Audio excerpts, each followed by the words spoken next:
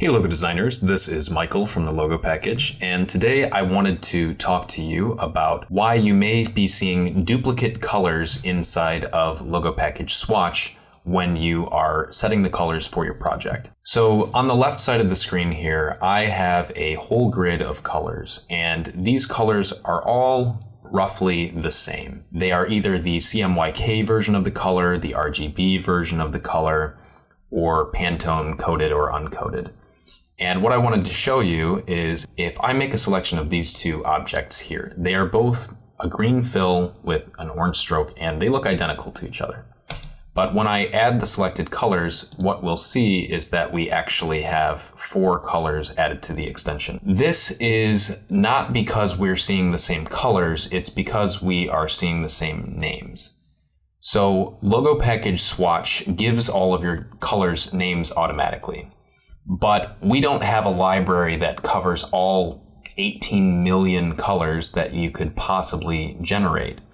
Instead, we take a big section of colors that are all very similar and then give them the same name.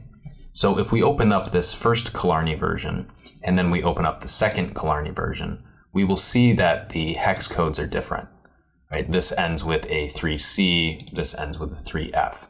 So these are in fact different colors, but they are just being given the same name. So if you have created artwork where you intentionally have colors that are very, very close to each other and you need that information, then you can just keep everything and change the names. If, however, you intended all of the different pieces of your artwork to be the same color, but you're getting multiple colors in the extension, then you're probably going to need to pick the color that most accurately reflects what you intended and delete the other one.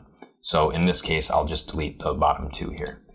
And that would leave me with just the colors that I actually intended. And then you may want to go back into your artwork and make sure that everything is colored the way you expect it to and that you don't accidentally have multiple similar colors in your artwork. And that's your brief explanation of why you may be getting duplicate colors inside of the Logo Package Swatch extension.